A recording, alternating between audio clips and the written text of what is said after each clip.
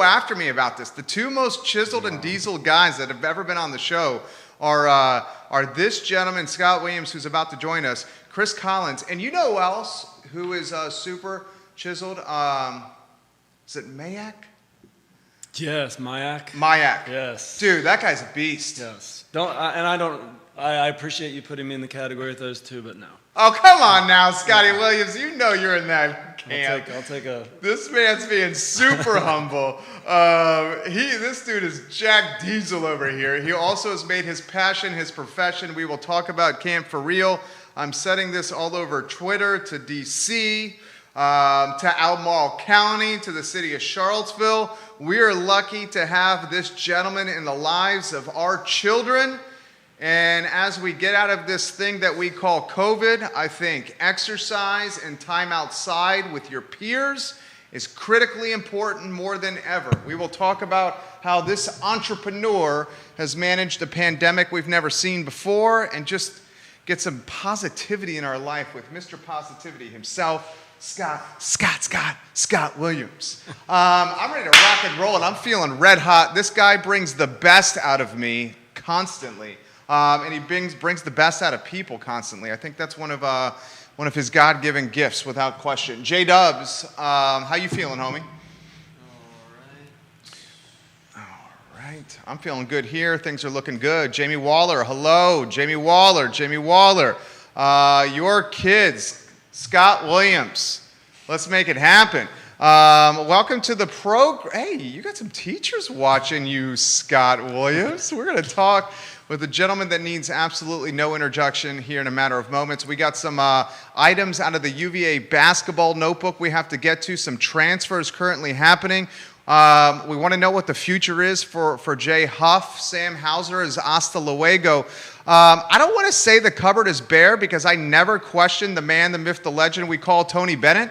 But Sam Hauser, hasta luego, probably Jay Huff unless he chooses to come back as a six-year senior. So we're going to talk some hoops. We'll talk a new brewery opening in Gordonsville, Patch Brewery. We'll talk Camp for Real. We'll talk some finance. A lot we're going to cover on the I Love Seville show. Give us a like and a share anywhere you're watching. We'll get started here in T-minus 20 seconds, J-Dubs. T-minus 20 seconds. Welcome, Williamsburg, Virginia, to the broadcast, my old stopping grounds. Hello, Virginia Beach. Hello, Fairfax, McLean, Crozet, and St. George. Your amigos at the Blue Ridge School on the broadcast here. That's a testament to this gentleman right here. We don't have a lot of the fine folks at St. George watching the program very often, but they are today. I love it. J-Dubs, I'm in your hands, my friend.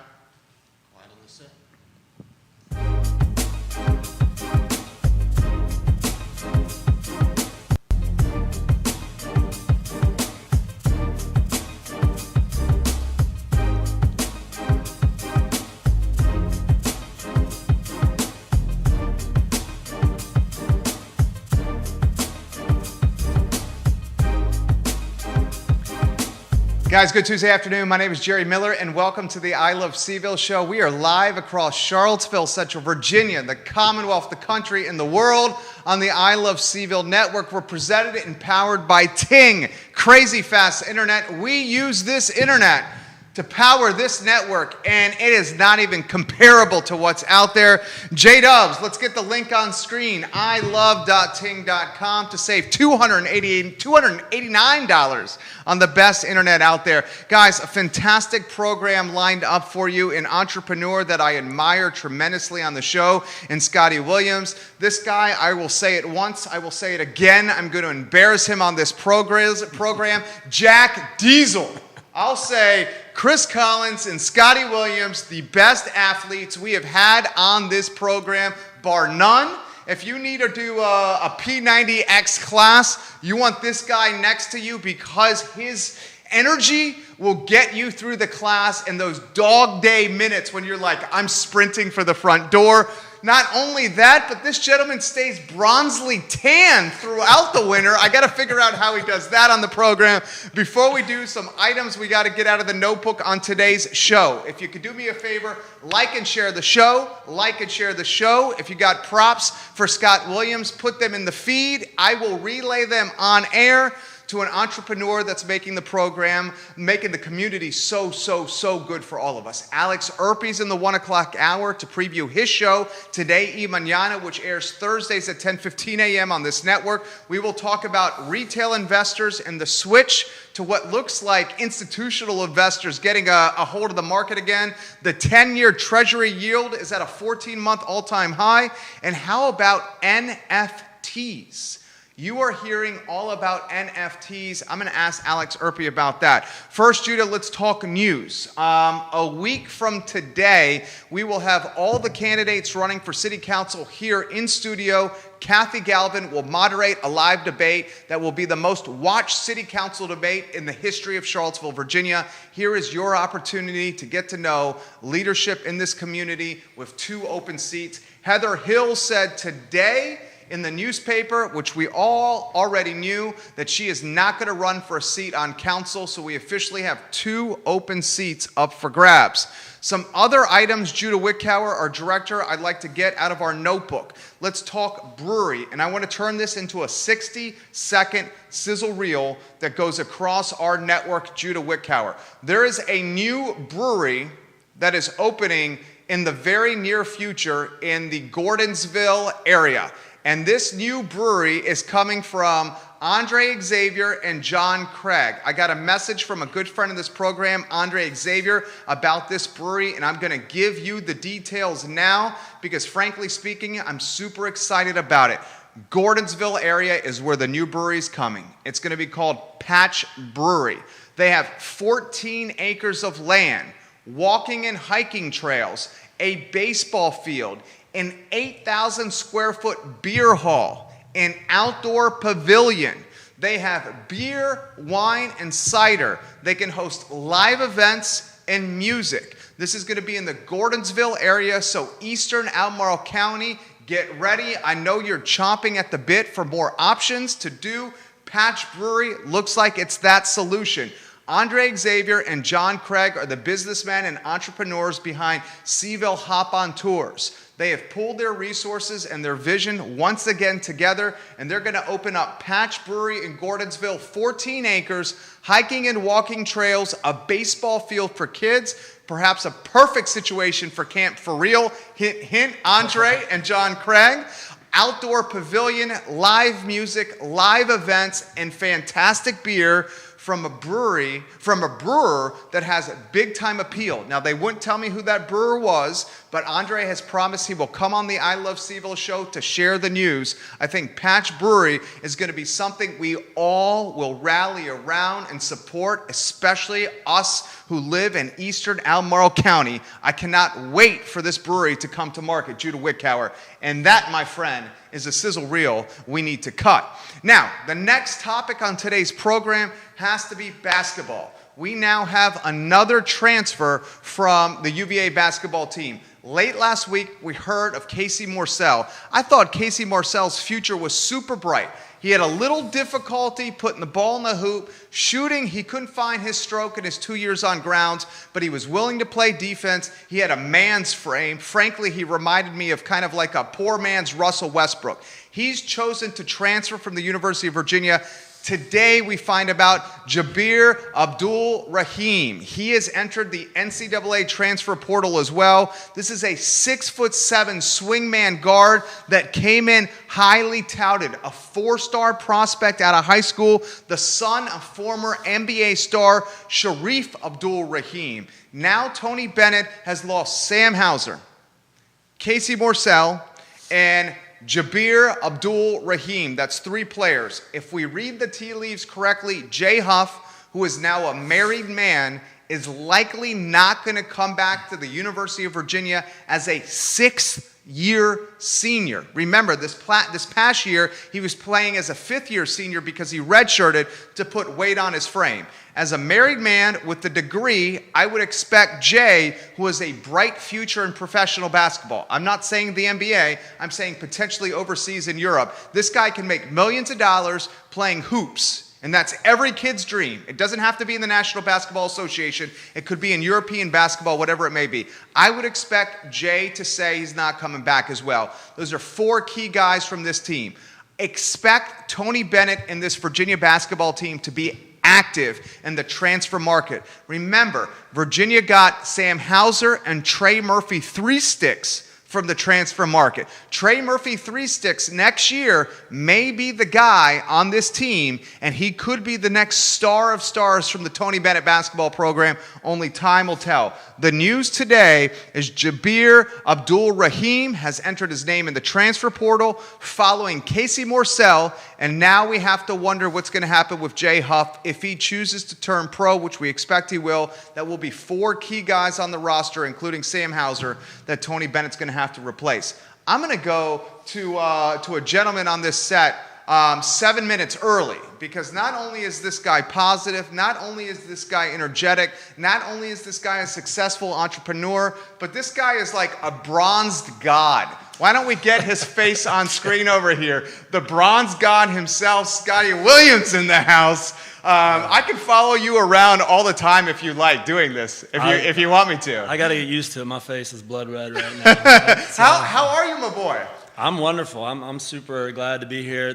I had a little internal conflict. I was like, what do I wear? The first time I was on the show, you're like, just look good. And I rep Which you did? I rep my sweaty, my hoodie, and I was like, I really want to wear a shirt and tie. I want to go toe-to-toe with Jerry, because I see you every day on here looking good. I'm like, nah, you've taught me a little something about branding, and that's not my brand. So I got to rock the Camp For Real t-shirt and just got the sweatpants.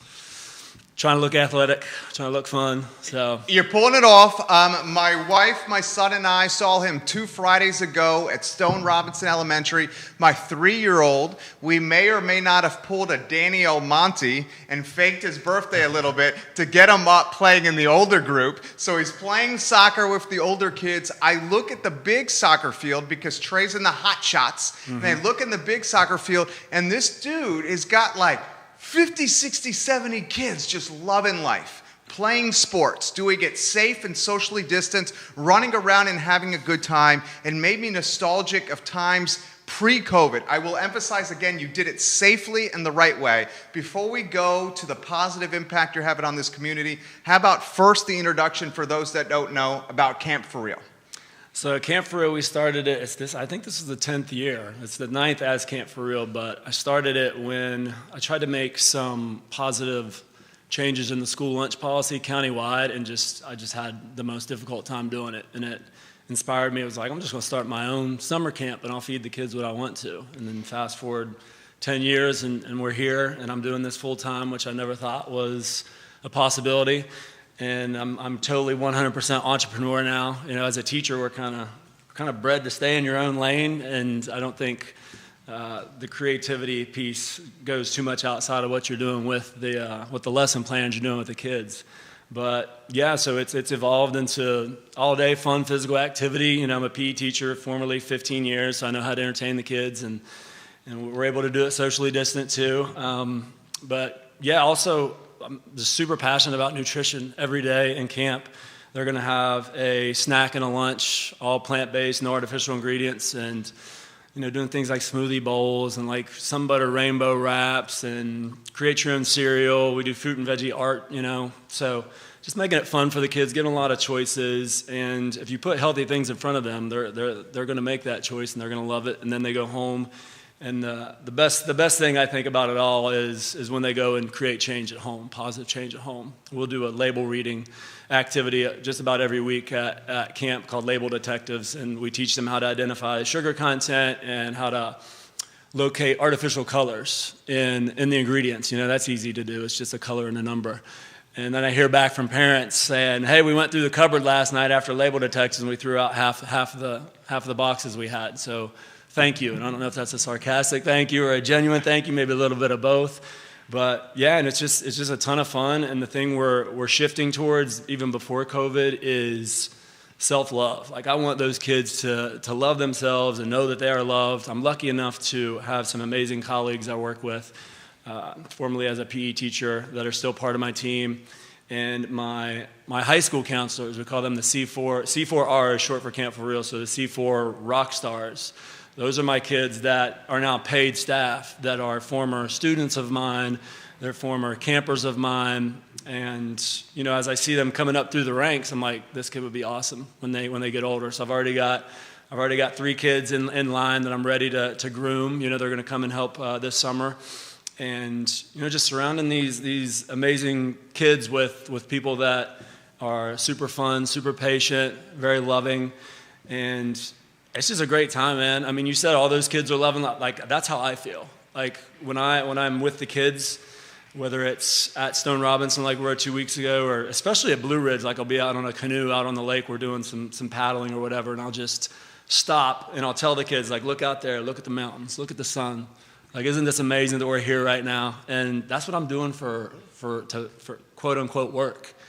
And it's just, man, it's a good life. And I'm super grateful for it. He's made his passion his profession. We all should be so lucky. The comments are flying in for Scott Williams. Jessica LaRocco, love the commitment to health. Lauren Dixon Gander absolutely loves Scott and his commitment and passion for our kids. He has been a huge blessing for us and so many families. Lindsay Steele, I love Scotty. Best friend forever from Lindsay Steele right there. Ooh, you're getting some props from a couple of folks that are dropping the sexy bomb for Scotty Williams on the show right here. This man's getting bashful over here.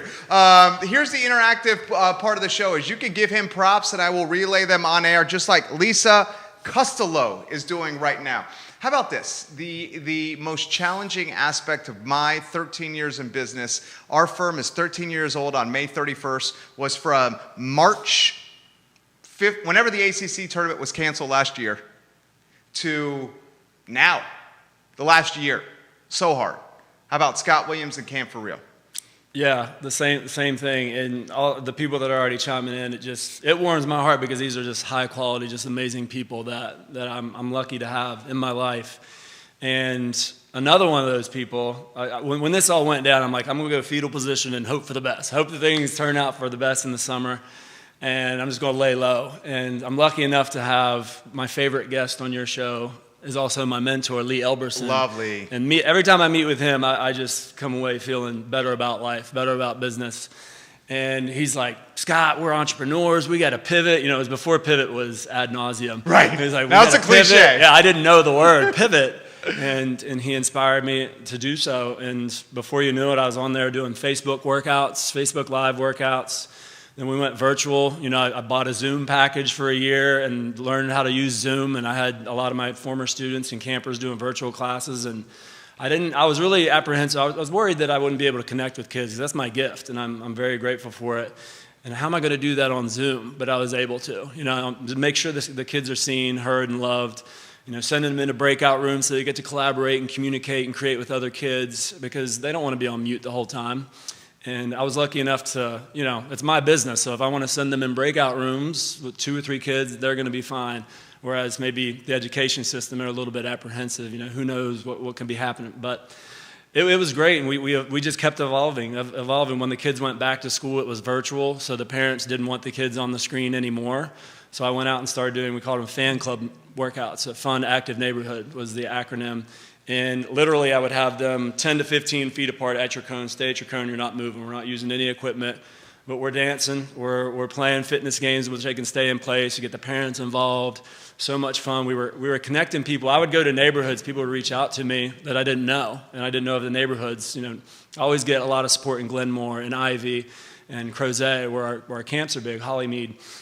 But I was going in the city and meeting all these great people, meeting all these great kids, and neighbors would come walking through, and they just join in, like, hey, we just moved in, we haven't met anybody yet, and then I'm there connecting them. And it was amazing. And then, thankfully you talked about Blue Ridge, Trip Darren up there, and Coach K. Lemke. They're just, I hope they realize the service they did for those kids, but they were the only school that opened their doors to us. And I told you earlier, we're a nomadic summer camps. We'll just bounce around to different schools, rent different schools. And everybody shut down except Blue Ridge. So we were able to do 5 weeks of camp, and it was amazing. And we were socially distant. We were wearing masks indoors and not really sharing equipment too much, but the kids loved it. And I think anything at that point was going to be great, but it was a great experience. And then summer was awesome. Then the fall, we evolved into more of a workout class. The more we learn about the transmission of the virus, we're doing neighborhood workouts, and now we're doing pop-up PEs, and we're doing Kids Night Out, which is where you saw me in Glenmore. And people like Lauren Gander, who chimed in, and she's watching. Yeah, Jenny Weinberg from over in Mountain View, and Jana Murphy in Brownsville, Crozet area. All these moms and parents just went out of their way to recruit people, because I can put it out on social media, I can send it to my email list, but it's the moms in the text threads that have been just crucial for us getting kids involved. And I mean, there's so many of them, so many moms that have just went, and a few dads too. I don't want to sell out the dads, but they just championed our cause. And I look forward to every day I get to go see those kids for an hour or 90 minutes and get outside. And that's how I've maintained a little bit of your bronze compliment there, because I am outside playing, and anytime it gets over 70 degrees, my one neighborhood PE group at the Ganders, we've held class every Wednesday since September.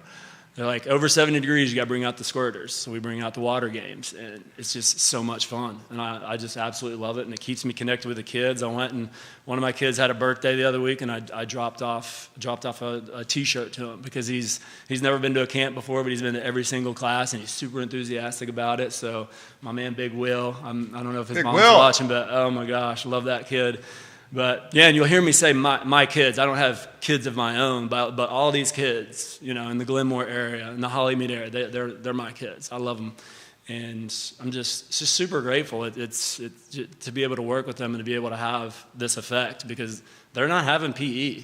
Not many of them. We got some private schools, thankfully, like CCS, and I think Covenant does it as well. But our public schools they're not getting PE, so I'm able to go out there, and we're getting to the schools on the async days. And Blue Ridge, again, whenever the boys are off campus, whenever the students are off campus, we're doing Kids Day Out up there. So Fridays on async days, we're rolling up there. We got 20, 30 kids, canoeing, in the midst of winter, and going on hikes, and the kids are playing in the creek in December, and it's fantastic. I mean, I'm loving life, man. It's amazing. I can tell. You are glowing. The energy is positive and contagious. Every time, I've known this gentleman for a couple years now, first met him at ACAC. Every time I've been around this guy, I've been impressed with the positive energy and the fact that this guy always has a smile on his face. And dude, the feed is blowing up, okay? Let me just give you some props here. Is Cindy Williams your mom? That's my mama. She says, I am so proud of my boy. Where's Cindy Williams watching right now? She's in West Virginia. Tim O'Hagan? Yeah. Round 2, looking forward to some raw talk with Scotty Will, and maybe some dancing again this time. Laura Markey Monroe. My kids are in high school, and they still view their time at Camp for Real was one of their best memories ever. My son has a playlist of dance songs for Mr. Dubs. He's the real deal. Jimmy Grisano, Camp for Real is awesome. Scott does an awesome job providing an awesome camp for kids. He's amazing at building positive relationships with everyone and knows how to keep kids active and living a healthy lifestyle. John Jones-PE, a fantastic educator and role model, an absolute role model. Monica Audia, great job, Scott, always cares about our youth. Bubba Monroe, this guy is a local hero. Nationally renowned dance educator from John Jones. Sarah Yeatman Courier. Scott Williams is the best in the game. Keep hustling, Scott. Jimmy says Scott always has positive energy no matter what he does. He truly loves what he does. I can truly see that as well. Roger Butcher, nice job, brother. What a great program. You got a homie in California watching the program right now. This homie is Brent Powell. Sending you love from Cali, Brent Powell. I want to throw this to you. This is a tough question, okay? I'm a dad of a 3-year-old. I'm a rookie in this game. You've been around kids a heck of a lot longer than me. You got the Canton Hall of Fame gold jacket on. I'm just trying to get to junior varsity parenthood here, okay? The one thing I've noticed about my little guy being 3 is he thrives being around his peers and his friends, whether it's improved vocabulary. He's 3, he's learning to talk and get words in his vernacular, whether it's watching one of the older kids ride the balance bike, and he mimics the older kid doing the balance bike, or the kid hitting the ball off the tee. And then he can watch dad do it, but if his buddy does it, he does it much more quickly. So this is the question I'm going to throw to you. This 12-month period of quarantine, can you speak to the vulnerability that you've seen from kids in a 12-month period? Yeah, most definitely. And it was right away, too. It was in those virtual classes. It was even the Facebook workouts. Like I had a couple students that would just incessantly comment on the feed as I'm working out because they just want that connection. They need that connection. And in the virtual class, I still see my one girl just patiently waiting to be addressed because as everybody's coming in, you admit them into the room. They just want to be seen, they want to be heard, they want to be loved, and they want to hear their name. And obviously they want to have fun too. But yeah, that's been the toughest part. It's been the toughest part knowing that, and it's been frustrating for me too. I'm grateful that we're getting 20 to 30. I think our biggest camp was 50 last summer, and we divided them. Blue Ridge, amazing facilities. We had 2 gyms. So we divided them to keep the numbers small. But I'm like, I need more. I want more out there. Normally our numbers are up 500-600 a summer, and I think we had around 200 last year. So just want to be grateful and positive for what we do have, but I want to reach those kids as best I can and as often as I can. And getting those, I thought you were going to go somewhere else with the question, like 3-year-old, when can I send them to camp? That question's coming on the feed. But the 5-year-olds, and our youngest was about 3 3/4, and I knew the family, had 2 older siblings. But whenever there's a young kid there, like a 5-year-old or a 6-year-old that may not be as mature, the camp in general just rallies around that kid. Even from a social distant perspective, you've got the older kids that, normally we divide them based on age, but with COVID, we had to do things a little different. And my counselors are looking out for them.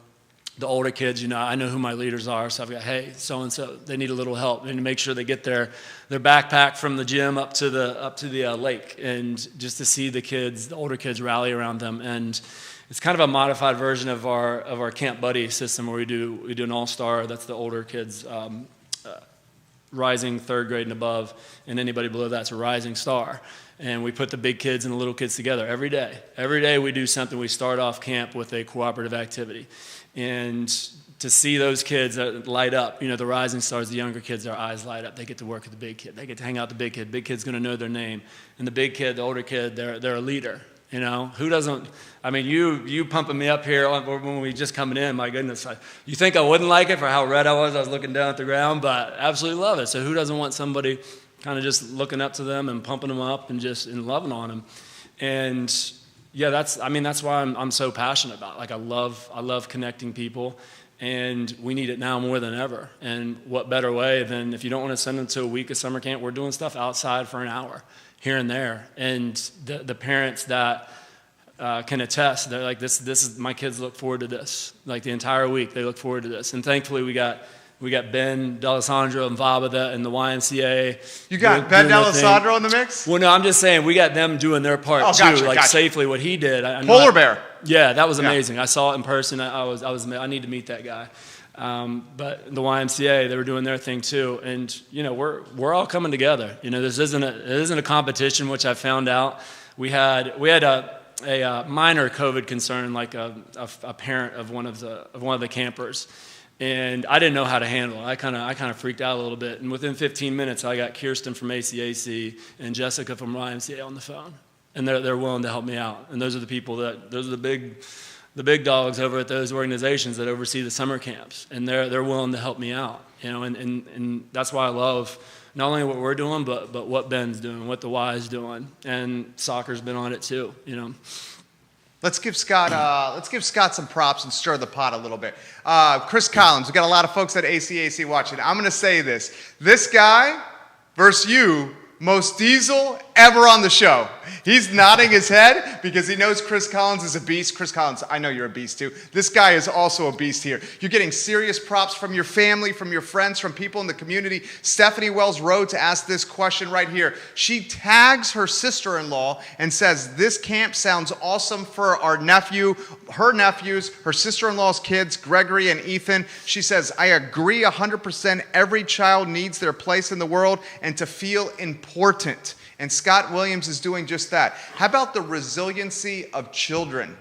When this is what I've noticed, even with my kid, and again, he's 3, okay? But what I've noticed with the kids in the neighborhood in the little pod we formed in one of the neighborhoods you mentioned in eastern Albemarle County, I've noticed that these kids are resilient. So when they're challenged, they can rise to the occasion. If we put our confidence in the next generation of leaders, they will meet those expectations and surpass. How about how you have seen it? That's why I love kids. They're just going to make it happen. You know, when I pull up, they're ready to go. You can't even tell any struggles have happened with these kids just because their attitudes are great. And I hate when people call me the boss because my leadership style is totally horizontal. I am not a vertical chain of command, and I think that's one reason I have really good rapport with kids is I want to hear. How can we make this better? We're collaborating. Like, I'm going to tell you, this is how we're doing this activity. I want to hear from you. What can we do to make it better? And I saw that a lot in the virtual. Like, I saw a lot, like, they always wanted to collaborate. The chats were, like, going crazy because, you know, I can't talk to all 20 kids at once, especially in Zoom. And they're just wanting to make the best of the situation. They want to make it better. And they were so patient with me, too, because as I'm going in, I don't know how to use Zoom. I have my man Gus. He was one of my older students, and I was like, "Hey, how do I do this on Zoom? How do I do this?" And he loved being no judgment whatsoever. You know, not like he knows me, and he knows I go to my kids all the time for ideas. And he was like, "Oh, you just do it this way. You just do it this way." So they're so patient in helping me form what. Obviously, I'm biased. We had a blast in those virtual classes. I was doing virtual birthday parties. We were playing virtual hide and seek. We were playing race to 270, teaching about the Electoral College. So much that over in Glenmore, one of my boys, he wanted to do that with his in-person birthday party. And these kids were just so patient. They were ready to have a good time. They were ready to connect, and they were ready to collaborate. And let's make this better. Over on TikTok. Jerry, you got to get this guy dancing on the show. This is from the TikTok platform. I love it. Live on every social media platform possible. Let me give you some props from the people coming in on the feed here. Get ready, Scott, because this is tremendous props that are coming here.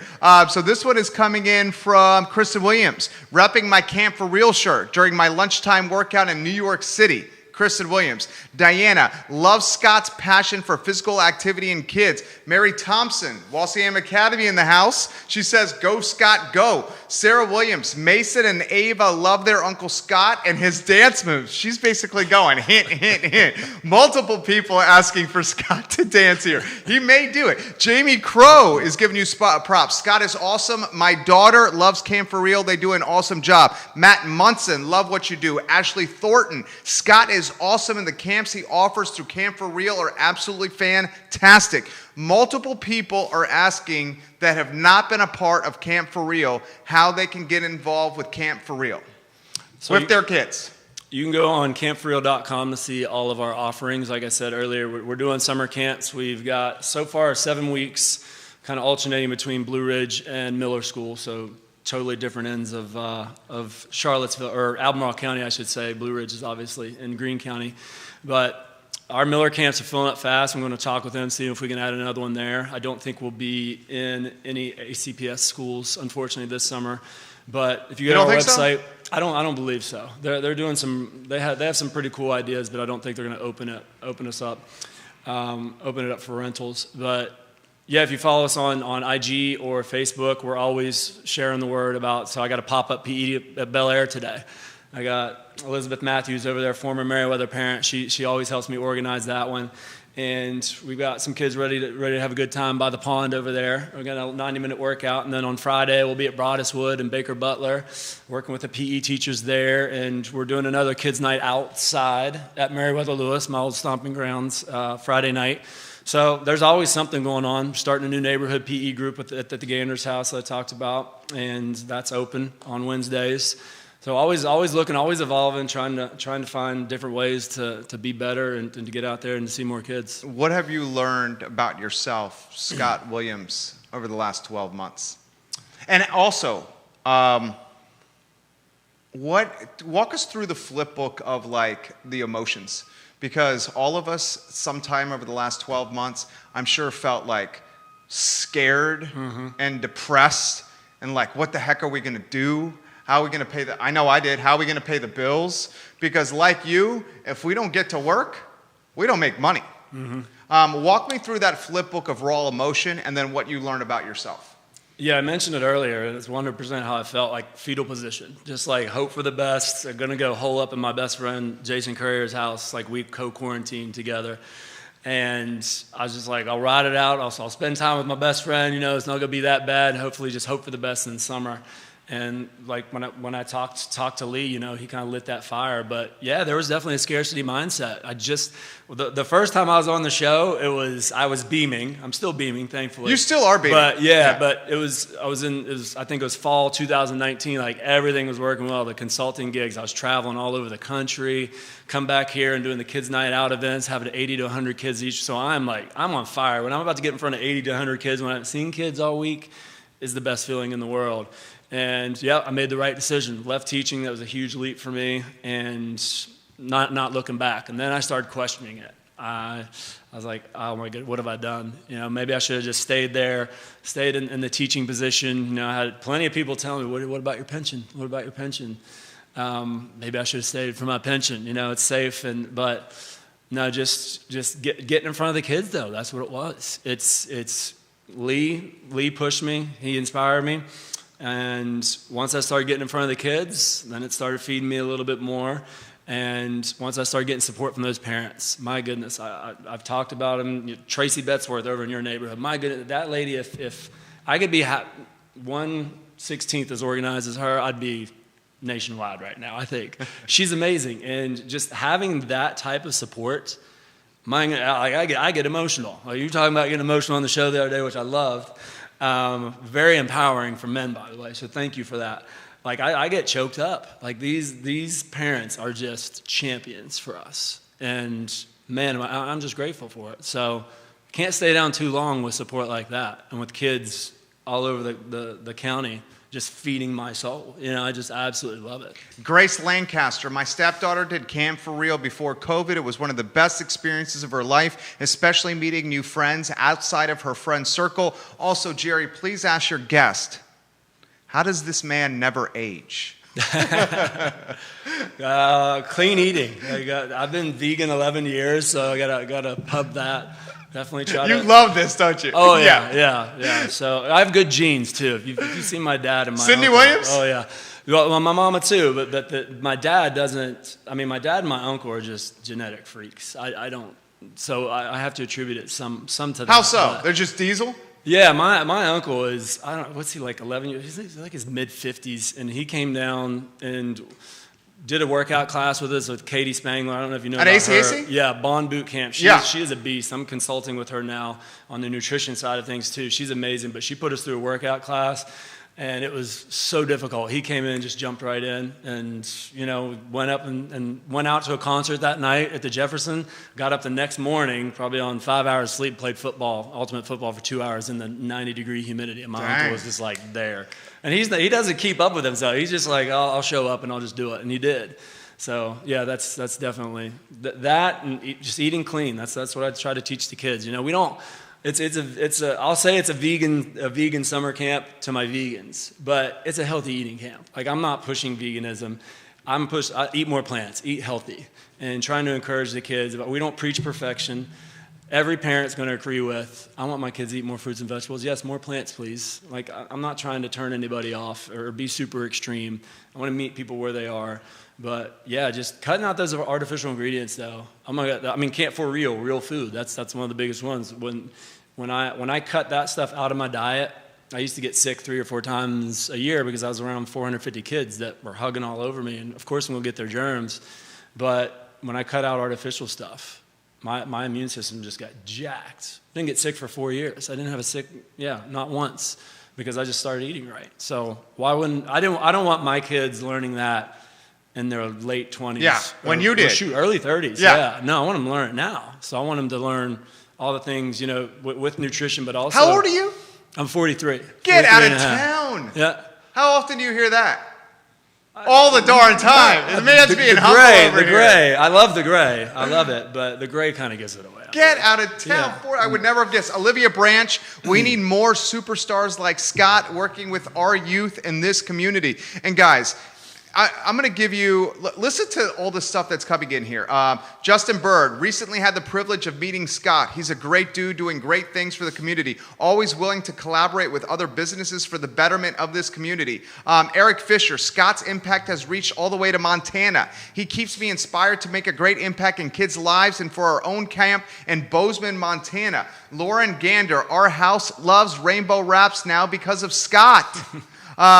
You're getting props from Ashley Thornton. Scott is awesome. The camps offer true camp for real, fantastic stuff. This is from Laura Kraling. I'm sorry if I'm messing your name up, Laura Kraling. I have a 6 and 9-year-old. How can you accommodate 2 different ages like 6 and 9 so I don't have to drive all over town? That's a good question. Oh, we accommodate. So at our outdoor adventure camps, that's what the camp is at Miller and Blue Ridge. We have those amazing facilities there. We have our own swimming pool, our own lake. We got hiking and biking trails. So a lot of those are conducive to where you can have mixed age groups. So when I've got my young 5-year-old and 6-year-old, I've got my older kids there, my 12 and my 13-year-olds, and the middle schoolers will come back. That's what I love. Oh my gosh, I love camps at Blue Ridge and Miller because the middle school kids will come back. They don't want to come back to their old elementary school. They're too big for that. Where that's more of a PE all day type thing with the healthy eating. We avoid outside for the most part just because it's so hot and the kids wilt because there's no natural barrier to the weather out there, like when we have the pool and the trees at the hiking trails and the lake. At the elementary schools, we'll divide them based on age. But at Outdoor Adventure, I would prefer to have them broken up into age groups, but especially with COVID, we're just everybody's together, in smaller groups. And, we have to make some modifications when we're doing our PE style games, so we don't have the older kids totally dominating. And some of the modifications we make are hilarious, and the younger kids love it, and the older kids love it too because it's an added challenge. So, that's why I'm so grateful for Blue Ridge. Karen Fink is the guidance counselor at Broadus Wood, and Trip Darren, the headmaster's wife, and she was insistent. She's like, you need to come out here. And I reached out once and something didn't happen, and she was insistent. She followed up. She's like, go contact them again. And thank goodness for her because, that's how we survived last summer, and that's how we're doing kids' day outs and winter break camps. That's all at Blue Ridge. And Miller School too, Tommy Lansadell. I don't know if you know him from the basketball circuit, but PE teacher at Stone Robinson, and his wife works at Miller. He's like, you might want to look at a camp at Miller. I think that was back in 2017. And again, it's the community. It's like I told you that the classes, the camps, they're a collaboration. Like this isn't me leading everything. It's like all of us. It's horizontal. All these people that, like Tommy and Karen, that have pushed this thing forward, getting me to think outside the box. It's been amazing. What's next?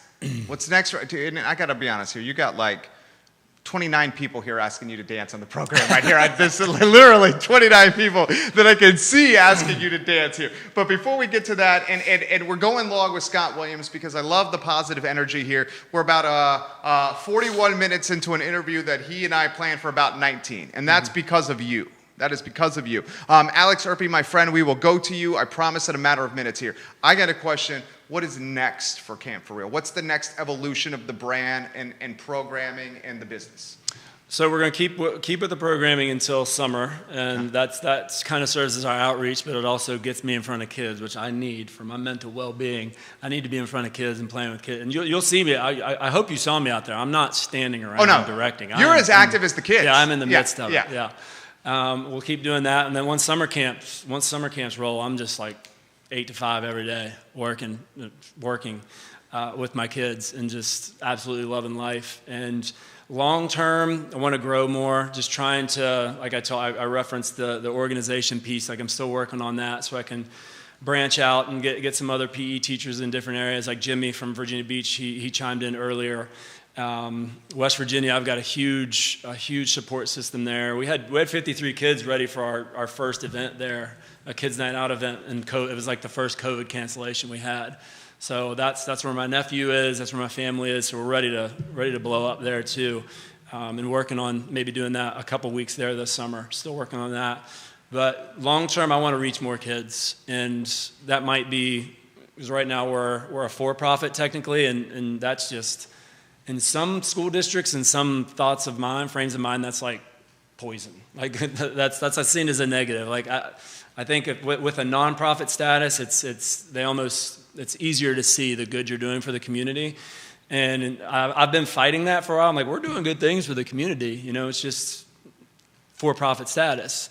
But I just think there's that misnomer. And big picture, you know, I'm talking with Rahul at CIC, and he's going to be. I think he's going to help me set up a not-for-profit. That's awesome. Yeah, that is awesome. I think that'll help it grow because. And it's good to be in a mindset now. I told you I'm not in a scarcity mindset. I kind of grew up in a scarcity mindset with finances. I don't care about the money as much anymore because I just want to reach more kids. And I think with that type, that's the better goal anyway. But if you're doing what you love and you're doing for the greater good of the community and of the world, I mean, it's gonna come. That stuff's gonna come. Money, so got to get that not-for-profit going. I think that's going to open up a lot of doors for us. Respect. Keep Camp for Real too, but maybe just have two separate entities kind of rolling together. Respect. So multiple moms are asking how we can get more information. Go to the website, camp4real.com, the number 4. Branding suggestion from me, advertising agency here. Please. I just did a quick search from a URL standpoint. Camp, F-O-U-R spelled out, real.com is available, $11.99. And Camp, F-O-R-R-E-A-L.com is also available, $11.99. Maybe you buy them both, and you have them direct to the main platform, Camp, the number 4, real.com. This guy is A-plus people, and you can just tell by how many people in this community absolutely love this guy. Judah, I'm going to put you on the spot, because you know what everybody's asking you. They're asking him to dance. So this guy's going to have to adapt and adjust this camera really I can do it really here. quickly. I did it. I think I did it here last time. Dude, but before we do, because he's got to adjust the camera, then Alex Erpy, we're going to go to you. You are an award-winning dancer using dance for exercise. Put that in perspective, because this guy's got to adjust his camera here while we're talking. Yeah, I think I'm the ultimate dance ambassador, because when you see me move, you're going to be like, that guy's dancing and having a blast in front of people. I can do that too. And that's how I've empowered PE teachers for whatever reason. I don't know what's wrong with our culture when it comes to dance. It's not seen as manly or cool to dance in a big percentage of our culture. And just being around other guys that dance, going to PE conferences and seeing people that Brian Hagball, I'll never forget his name, from Washington State. He led one dance at a national conference. And he was like me. He was super stiff, but he was on beat. You know, I can keep a beat. Like you'll say, anytime I'm learning a new move, like I'm super stiff. And I think that's endearing to people because I'm up there I've been in front of literally thousands of people dancing before. And you're about to do this on the internet that lives forever here. Yeah, and that's a testament to you. You're not afraid to show vulnerability. Yeah. And I will own, like I can feel here the cheeks are getting red. Tag your friends. Spread the word. Yeah. Scott Williams is about to dance. Tag your friends right now. Text him. Judah is about to get ready here. We should get photos of Scott dancing as well for the show, Judah, on the camera here. Tag your friends right now. Judah, give me some instructions here. Tell me what you need over here. We'll make it work over here. Judah's the director of our program here. He keeps us in line. All right, it looks like he's ready. So tag your friends. So I got to say, one of the cool things too we're doing with our newsletters, we're collaborating. So I mentioned Katie Spangler and Bond Boot Camp. So we're trying to I love helping other small business. So many people have helped me and helped Camp for Real. And we feature somebody fitness related, a smaller business, and went and did a workout with Katie. She's amazing. And this month we featured AKT, new dance fitness studio. over there by Darden Towel. Uh-huh. And we just did it last Friday. Took three of my high school counselors, and we just danced up a storm. It was so much fun, and that's the move I'm going to use. So Cicely, I'm going to feature one of the moves that I learned. People are requesting dance moves. Someone said, "Bust a cabbage patch like nobody else. Keep those helium hands down." We got Texas, Montana, Washington, Florida, North Carolina, and New York watching you now. Yeah. Thanks for more pressure. I appreciate it. Tag a friend. Judah Wickhauer, are we ready to do this? So the only thing you got to do, if you want it, you can slide that over the chair so it's not in your way. This man needs some room. I would love if you stand. Can he stand, Judah? Yeah. He could stand. Somebody mentioned, I think it was Tim O'Hagan, mentioned the cabbage patch. So the cabbage patch, I can never do it. I can't, the smile always goes on my face with the cabbage patch. But the one I learned at AKT is just like, what? It's like, what? And it allows you to, what? And it's easy, and it just allows you to have a little personality, a little attitude. So those are the two moves I'll share with you. At any time with the hips, too. I tell the kids, one of my favorite things, we'll play the hula hoop game. So I'll have them get the hula hoops, and they'll be just hula hooping around. I stop the music. Susie Lutz says she's watching in the Middle East. This better be good. In the Middle East. She's a dancing machine. She's a dancing machine. So I tell the kids, I was like, all right, put your hula hoops down. Now, air hula hoop, like you have a pretend hula hoop, and they just roll around. It's like, anytime you need a dance move, there it is, right there, just the hips. So just gotta sell it. Like, I'm not the best dancer, but I love it. What's happening when I dance? A smile on my face. Being vulnerable, I get it. I am self-aware enough to know I'm a little stiff, but doesn't matter. It took me 30-some years to be comfortable with showcasing vulnerability. Mm-hmm. And the other day you mentioned, I was like tearing up on camera because I love this community so much and I see it hurting. Mm-hmm. And I see you have this gift of like willing to be vulnerable and showcase that vulnerability. And what I found is when you do that, even more folks will follow your lead. Because we all feel vulnerable. Not all of us have the confidence or the courage to show it in front of others. We all manage it in different ways. But when a man shows it, that really, for some reason, has a huge impact. Why don't you go down that road? Well, yeah, so it's funny that you're talking about men being vulnerable. So my best friend and I, aforementioned Jason Currier, if you get him on this program ever, I will go down a peg on your most ripped list. And it's two guys like us that are in good shape and in our 40s.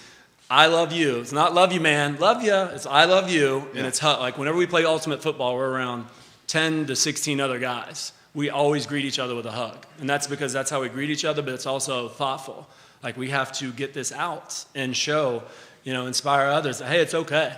And he'll even, one day I had to leave early. And he's like, hey, Scott, I love you, in front of everybody. And that even embarrassed me a little bit, but I'm like, no, that's what we need to do. And with the guys, I think a couple of my dancers, I think I talked about them last time I was on. We've got guys that dance, and we'll get together and we'll make videos. And it's Alex in Seattle, and it's Ben in Texas, and it's Matt in Santa Monica, and Matt in Vermont, and Brandon in New York, and Chris in North Carolina. We get together, and we'll all do our own little part, put it together, and it's a video featuring all 7 of us, so males dancing. And I tell a few of them, I'm like, hey, it's not love you, man. It's we end every conversation with I love you. We're going to inspire other men to be vulnerable. Kids, we want, everything too. Mental health. My goodness, when we play one of our nutrition games, we always try to make nutrition more fun. So I'll share something personal with them just to let them know. Like, you never know when there's a kid there that's apprehensive about going to therapy. And we talk about feeling your feelings, like feel your feels. So if you're sad, talk about it. Go to a trusted adult. Come to me. Go to a counselor. I go to a therapist once a week. And I felt one kid snap up at me like that, like, you go to a therapist? First of all, what's in that kid's head in 3rd grade to where he thinks going to see a therapist and talking about your problems is a bad thing? But then I hear back, weeks later, it's like, after you played that game and mentioned that, my kid, we're in the midst of a divorce, he's going to see a counselor, so thank you. So, I mean, again, it took me 30, going through my separation with my ex-wife, who we're still close to this day. Like, we learned a lot about ourselves, but it took me that long to realize that, I think it's okay to share that vulnerability, know that you don't know everything. And I've come a long way from that therapy. So again, I learned at 35, 36. I want these kids to know it's okay at 5, 6, 7. I want them to live their best life as early as possible. So I feel like I'm living mine now, but it took me a while. I'm a little bit behind the curve. I'm a little bit slow on a lot of things, and that's fine. But I want them to arrive there a lot quicker. Scott, you're the man. Scott, I love you, man. I love you. No, just I love you. I love you. Or wherever you're comfortable. I love you. That's the thing, too. Scott, I love you. Yeah, you got to meet people where they are, though. So we encourage. I love you. Yeah, dude, you crushed it. I mean, Thank I was you. like thinking 18 minutes here. We went 45. Yeah, I didn't think we'd be saying I love you. Dude, That's a pleasant surprise. The real talk is what this show is all about, is real talk. Yeah. And seriously, man, you are a treasure and you are a gift to any community you're a part of. And to have people like you shaping the next generation, I am eager to pull a Danny Almonte and get my 3-year-old looking like 6 or 7 so he can be in camp for real. I do get that reference. He needs to, yeah, Danny Almonte, you do get that, right? Oh, the yeah. baseball pitcher for the Little League World Series? Yep. I think he was like 19 playing at 14 or Be a something. reverse Daniel. Yeah, reverse Danny Almonte, that's right. Dude, anytime you want, come back anytime you want. Thank you. I swear. I appreciate it. Appreciate I sincerely you having me mean on. that. He is one of the A++ people in any community. Thank you for joining us. J-Dubs will give you the roundabout here to get out, and then we're going to go to Alex, who's been patiently waiting here. Alex, thank Thanks you for for your waiting, Alex. patience. Appreciate Thank you it. so much, Alex Erpy. I'm going to get to you here. We're actually going to do Alex via phone call. Judah, what I'm going to do is I'm going to get Alex's phone number queued up, and then you put it next to the speaker or to the microphone that you want. In fact, it's ringing now, and then we'll help Scott out on the show. Thank you, Scott. Thank you very much. Yeah. Make sure that's on speaker so I can hear him. Alex Erpy is going to join us in a matter of moments. Multiple people saying, "Go, Scott, go." Camp for Real is where you're going to hear it. Let us know when that's live. Is that on speakerphone, Judah? It is. All right, Alex, can you hear me over there? I can hear you. How you doing? Oh, I'm doing well. Once again on a Tuesday, you have big shoes to follow. Another entrepreneur on the show, and Scott Williams, but Alex Erpy, you do that every single Tuesday on the show, and on Today y Mañana, Thursdays at 10:15 a.m. Alex, how are you today? Doing well, doing well. I was enjoying watching you and Scott talking, and I'm actually kind of grateful that I'm not on video today. This is where I can't be asked to dance, because I'm not sure I'm quite as vulnerable on the dancing as Scott is yet. You got that Cubano love, though, so you would have no problem dancing whatsoever. I have a lot I want to cover with you from a finance standpoint on the program.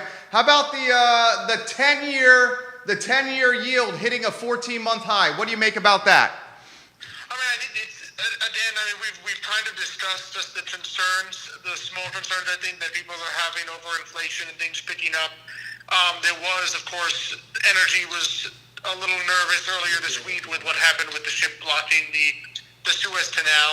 And I think it's definitely, you can kind of see it spooking the markets slightly in the sense of, and I think there's a number of things affecting the markets, but you just see it slightly in the sense that, remember, a lot of major companies, the way they do stock buybacks over the last decade is very low rates, you borrow at extremely low rates, and you use it to buy back your own stock. Right? So when rates rise, that makes that a more expensive proposition. So I think we're seeing a little bit of the nervousness there, but I think just a lot of it's going to depend on how things go further in the summer and whether the Federal Reserve is really going to let rates rise significantly. And I think there's still a big question mark on that, because as we all know, when these rates go up, that means the government is issuing debt at a higher, it's more expensive. And with the amount of debt we're issuing, they really can't afford that right now. So I think there's going to be still a big question mark as to how much the Federal Reserve really wants to let rates go up. So that's what I'm worried about. And I was talking about this with a realtor in Keefe Smith. And Alex, we were looking at this strictly from a housing standpoint. Mm-hmm. Right now, interest rates at an all-time low. I'm talking like generational low. We're talking money at 3% on a 30-year fix, which is absolutely unheard of. The speculation or the thought process is, if interest rates uptick a little bit, it could potentially stabilize a real estate market that is absolutely out of control, with all the leverage being on the side of the sellers and very little leverage being on the side of buyers. Your thoughts potentially on that topic and your thoughts potentially on where rates could continue to go. It sounds like you don't think they're going to move much more. No, I don't. And so, I mean, on the housing topic, I definitely agree with both you and Keith.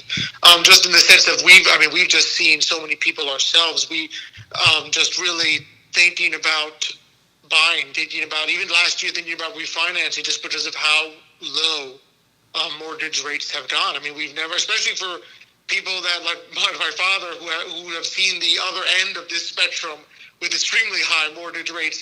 It's almost inconceivable to them to think about this and how low they've gotten. The challenge, as you said, like when the rates rise, yes, I think that would sort of put a damper on just how easy it is for people to go out there and just have this huge demand. To let's face it, it's always a supply and demand, right? It's the seller's market because there is so much demand given the supply. And so anything that reduces demand sort of reduces that spike, that advantage to the seller there. The flip side economically is just that, again, so remember when you're trying to buy a house, you're the borrower. So low rates beneficial to borrowers. Low rates not so beneficial to, right, as those rates rise, it then becomes detrimental to borrowers. And the biggest borrower right now is the U.S. government. So I think that's sort of our suspicion, both in Xavier's and mine, as to why there's an upper limit here on how much the Federal Reserve is going to let rates rise. Because even though the Federal Reserve is technically independent of the government, we all know that's a very big technically. It's one of those times we say technically, and it means basically not at all, because there is communication constantly between the Federal Reserve Chair and the Treasury Secretary, and we know that even if they weren't talking with each other, it doesn't take a genius to look and see that the government cannot afford to be issuing all this debt at higher interest rate levels. And so that's why we think there's definitely an upper bound here. Do we know where it is? No, but at some point, the Federal Reserve is going to look and say this is simply too expensive a prospect for the government, and we're going to basically either say something, promise to maybe reinstitute one of their purchasing programs, or lower or basically come out and say, oh, I think that inflation will be under control. We won't do this, and I think that will calm the markets. Alex Erpy, our guest, CEO of Emergent Financial Services. He and Xavier Erpy, the Chief Investment Officer of Emergent Financial Services, host a show called Today y Mañana on Thursdays at 10:15 a.m. on the I Love Seville Network. So much I want to cover with you. You are one of my favorite guests on this show because the finance piece is a passion, and you're a heck of a lot smarter than me, so I learned from you. I'd love to throw this question to you.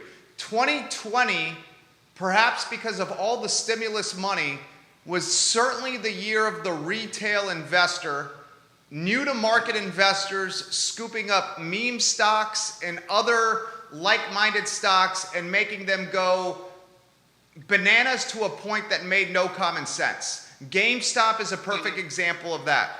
2021, it seems the scales of justice have shifted back to institutional investors. Anywhere you want to go on that topic, Alex? I think there's a couple things, and again, I think part of it obviously is that retail investing growth was in some ways fueled by stimulus checks, right? I mean, especially if you didn't need the stimulus, your first thought was, well, I can invest this, I can get into this market.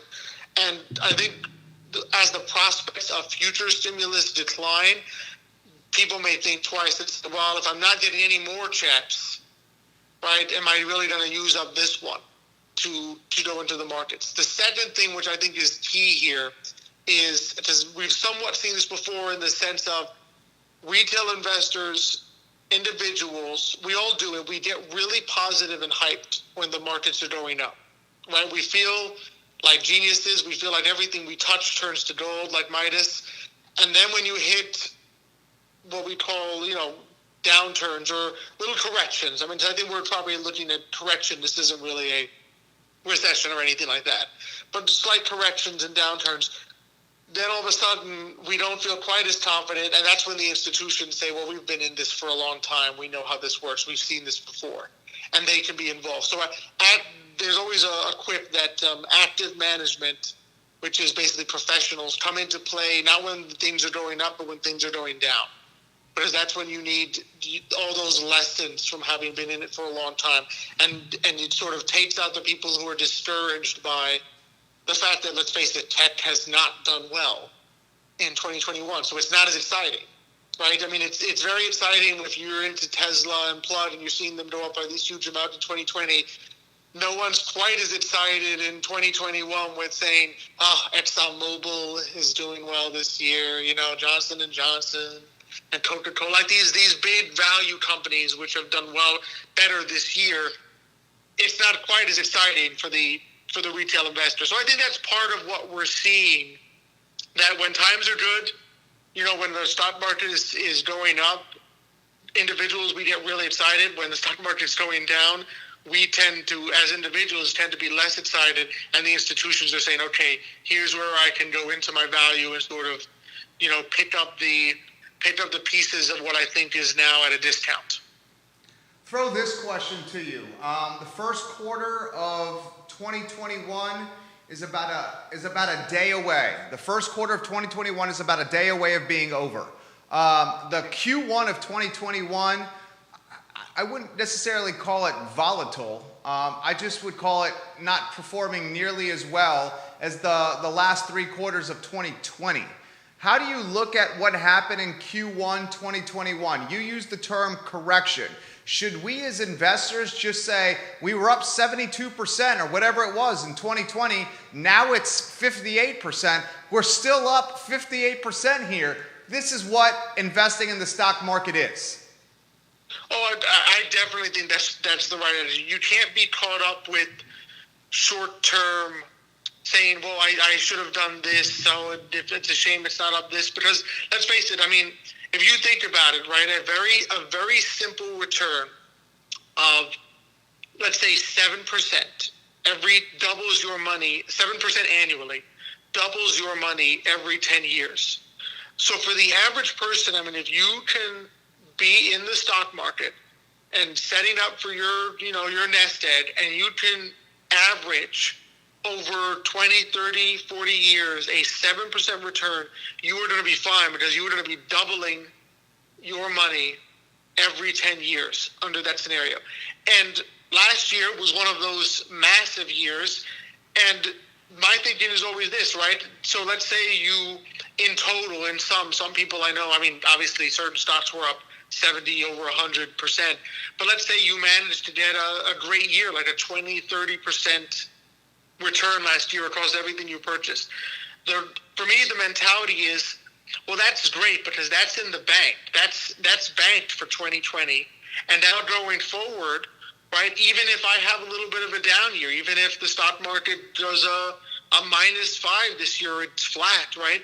Well, I've banked 32 in 1 year. And I'm looking at a reasonable expectation of hopefully 7 or 8 a year, and that's for me as a younger person. And then as you get older, you accept less, because you're trying to just protect your money at a certain point, right? So I think that's the right mentality to have. And I would just describe this first quarter as maybe if we don't want to use correction, because I know correction is technically 10% or so, you just say, I always call it a little bit of coming back to Earth, in a sense. We were all on a SpaceX rocket last year, getting excited with Elon Musk. And now we're coming back to Earth a little bit. And that's okay, because that's what markets are going to ebb and flow, right? The important thing is that over the long term, if you believe in the country, if you believe in the world economy, they go up, right? So I would tell people, you don't need to be worrying about, a quarter, or to be honest, you really don't even need to be worrying about a year. If you have a good plan, if you have a solid long-term plan, right, that's what you want to be riding into the future. So never make snap decisions of, oh my goodness, I need to buy this because everyone else is, or I need to sell this because it looks like everyone else is. Great answer. I got about 4 minutes here before a conference call at 1:45, and I want to talk NFTs. NFTs are all the rage. We got Rob Gronkowski, the Super Bowl winning tight end from Tampa Bay, in the space non-fungible tokens. Talk to me about NFTs. So it's sort of an outgrowth, I would say, of your Bitcoin kind of thing. So a Bitcoin is a token, right? So it's not real. It's not. There's no actual coin, right? It's a non-tangible thing, but it's fungible in the sense that if I give you a Bitcoin and you give me a Bitcoin, we have the exact same thing. They're totally interchangeable. A non-fungible token or an NFT is basically like a mark on something, on a digital object that says, this thing, there is no replica of it. This is not identical to another digital token. And some of these have gone for crazy amounts. I mean, you're talking Christie's, the auction house, sold a digital image with an NFT attached to it. So like a digital, piece of code attached to this for $69 million to some, I guess, very wealthy individual who I would say maybe had a little too much time and money on his hands that he went and purchased this. But it's being used a lot for art collections now. I think there's some potential for like digital artists to be able to, because people, digital artists, photographers, their work is being used all the time on the internet. It's really hard to prevent someone from stealing your work and just copy pasting it to their website, right? So you put a digital token on it, and now you can potentially monetize your artwork in the sense that people will pay you to own the original, right? To own the original of a photograph that's on your website that they can then use on their website and not have to worry about all the Creative Commons licensing and all the copyrights, but as they bought this token from you. So I think it has some potential there, even if right now it's getting a little crazy as many new technologies do at the very beginning.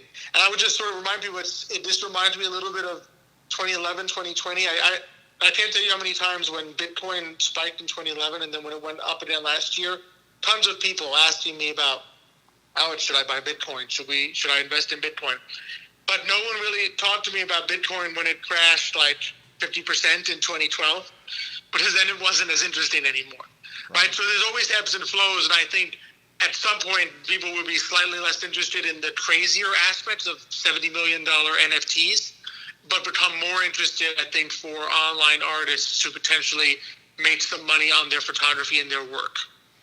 Jack Dorsey, guys, the billionaire co-founder of Twitter, sold his first ever tweet, the first ever tweet he'd ever done, for $2.9 million as an NFT. Alex Erpy, in about 45 seconds here, Alex Erpy, give us some insight to today y mañana, Thursday at 10:15 a.m. It's going to be awesome. So we're going to have on Andrew. He is the head brewer, also known as the Toji of the North American Sake Brewery. He's going to come on, talk to us, tell us about his business, all the exciting things that he is doing there, because it's a really amazing looking place to think that one of the very few actually in the area, in the country, let alone the area. And then we're going to have on Carolina Medina, and she's the operations coordinator at Community Investment Collaborative, so CIC. We're going to be talking resources for the small businesses out there. There's a major one coming up for restaurateurs that they really need to be aware of. So we're talking resources with her in English and Spanish, some advice for the Latino community, her perspective as a Latina professional. And so it's going to be an awesome show. I mean, jam-packed this time for sure.